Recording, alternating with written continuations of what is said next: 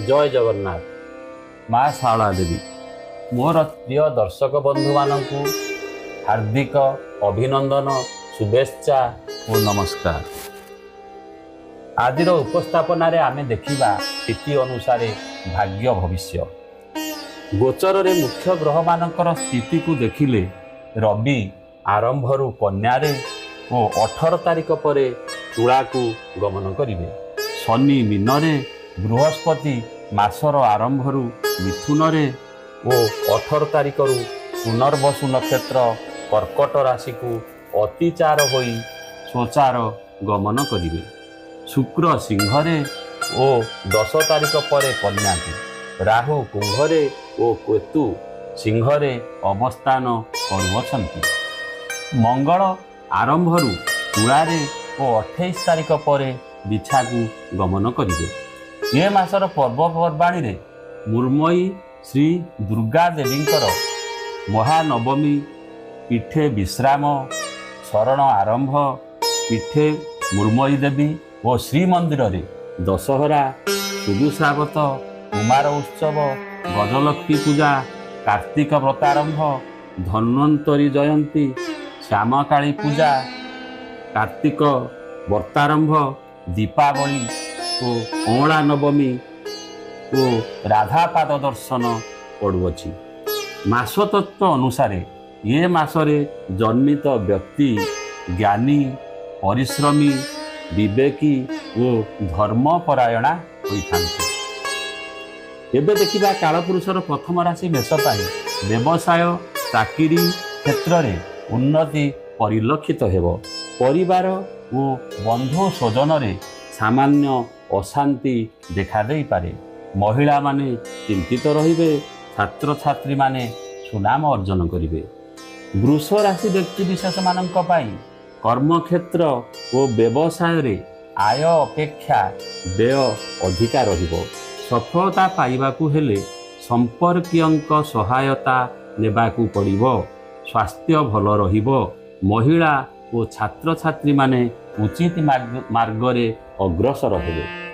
मिथुन राशि पाई व्यवसाय चाकरी और परिवार पाई चिंतित रहिबे।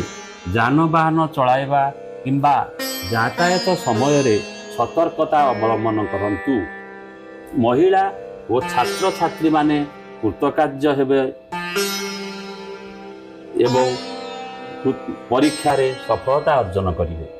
कालपुरुषर चतुर्थ राशि कर्कट पाई चाकरी व्यवसाय क्षेत्र रे आय अपेक्षा व्यय अधिक रहिबो। पारिवारिक अशांति और विदेश यात्रार सूचना मध्य मिले। महिला माने कर्मतत्पर हेबे। छात्र छात्री माने हस खुशी रे समय काटिबे। सिंह राशि पाई व्यवसाय और चाकरी रे उन्नति सहित पदोन्नति घटी पारे। शारीरिक असुस्थता देखा दे पारे। मानसिक विषादग्रस्त रहिबे। महिला और छात्र छात्री माने भ्रमण रे जिबार सूचना मध्य मिले। कन्या राशि व्यक्ति विशेष मानक पाई कर्म क्षेत्र व्यवसाय रे उन्नति देखा देले मध्य शारीरिक असुस्थता प्रति सावधानता अवलंबन करंती। विशेष करी नेत्र और दांत संबंधी पीड़ा अनुभव करि पारंती। महिला और विद्यार्थी माने प्रशंसित हेबे। तुला राशि व्यक्ति विशेषक मानक पाई कर्म क्षेत्र और व्यवसाय रे सफलता लाभ करिवे। आकस्मिक अर्थ लाभर सूचना मध्य मिले। भूमि और जानवाहन क्रय करिवार सूचना मध्य मिले। विदेश ग्रस्तर सुजोग अछि। छात्र छात्री और महिला माने मध्यम फल लाभ करिवे। बिछा राशि व्यक्ति विशेष मानक पाई मंगलंक प्रभाव जोगु कौनसी भू संपत्ति पाई विवाद देखा दे पारे। आकस्मिक धन लाभ और परिवार रे सुसंपर्क रहिबो। महिला माने धर्म रे मन निवेश करिवे। छात्र छात्री माने कर्म तत्पर हेबे। धनु राशि व्यक्ति विशेष मानक पाई कर्म क्षेत्र और व्यवसाय रे आर्थिक परिस्थिति सुधुरी जीव। शरीर सुस्थ रहिबो। धर्म कार्य रे मन निवेश कले कर्म क्षेत्र रे आशानुरूप फल पाइबे। ମହିଳାମାନେ ଚିନ୍ତାଗ୍ରସ୍ତ ରହିବେ, ଛାତ୍ରଛାତ୍ରୀମାନେ ଉପକୃତ ହେବେ। ମକର ରାଶି ବ୍ୟକ୍ତିବିଶେଷମାନଙ୍କ ପାଇଁ ଚାକିରି ଓ କର୍ମକ୍ଷେତ୍ରରେ ଅତ୍ୟଧିକ ପରିଶ୍ରମ ଯୋଗୁଁ ଅତିଷ୍ଠ ହୋଇପଡ଼ିବେ। ନିଜର ପ୍ରତିଯୋଗୀମାନେ ଶତ୍ରୁତା ଆଚରଣ କରିବେ। ଶରୀର ସୁସ୍ଥ ରହିବ। ମହିଳା ଓ ଛାତ୍ରଛାତ୍ରୀମାନେ ପ୍ରଶଂସା ଭାଜନ ହେବେ। କାଳପୁରୁଷର ଏକାଦଶ ରାଶି କୁମ୍ଭ ପାଇଁ କର୍ମକ୍ଷେତ୍ର, ଚାକିରି ଓ ବ୍ୟବସାୟରେ ବନ୍ଧୁମାନେ ଛଳନା କରି ଅପମାନିତ କରିପାରନ୍ତି। ଅର୍ଥ ଲାଭର ଯୋଗ ଓ ବିଦେଶ ଯାତ୍ରାର ସୂଚନା ମଧ୍ୟ ମିଳେ। ଶରୀର ସୁସ୍ଥ ରହିବ। ମହିଳାମାନେ ଧର୍ମପରାୟଣ ହେବେ। ଛାତ୍ରଛାତ୍ରୀମାନେ ସଫଳତା ପାଇବେ।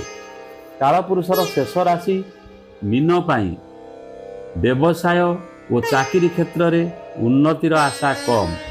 ଅର୍ଥାଭାବ ମଧ୍ୟ ଦେଖାଦେଇପାରେ। ସ୍ୱାସ୍ଥ୍ୟ ପ୍ରତି ଜଗି ରଖି ଚଳନ୍ତୁ। ପାରିବାରିକ ଅଶାନ୍ତି ମଧ୍ୟ ଦେଖାଦେଇପାରେ। ମହିଳାମାନେ ଅପମାନିତ ଓ ବିଦ୍ୟାର୍ଥୀମାନେ ଗୁରୁଙ୍କର ନିକଟବର୍ତ୍ତୀ ହେବେ। ଏହା ଥିଲା ଅକ୍ଟୋବର 2000 ମାସ ପାଇଁ 12ଗୋଟି ରାଶିର ଗୋଚରରେ ଭାଗ୍ୟ ଭବିଷ୍ୟ। ଓମ୍ ଶାନ୍ତି ଶାନ୍ତି ଶାନ୍ତି।